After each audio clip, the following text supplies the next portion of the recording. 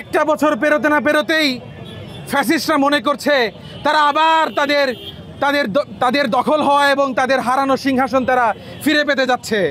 আমি স্পষ্টভাবে বলতে চাই, ভিপি নুরুল হক নূর, তার উপর হামলা মানে সারা বাংলার প্রতিটি ছাত্র জনতা যারা জুলাই গণঅভ্যুত্থানে রক্ত দিয়ে এই দেশকে দ্বিতীয়বারের মতো স্বাধীন করেছিলেন, তাদের প্রত্যেকের উপর হামলা। কিন্তু আমি একই সাথে জানিয়ে দিতে চাই, যারা মনে করছেন তারা তাদের হারানো সিংহাসনটা ফিরে পেতে যাচ্ছেন, তারা অন্ধের দেশে বাস করছেন। তারা দেখতে পাচ্ছেন না বাংলার ঘরে ঘরে লাখো কোটি বিপ্লবী দাঁতে দাঁত চেপে জিহ্বা কামড় দিয়ে বসে আছেন। বিপ্লবকে তারা পূর্ণ করতে পারেননি।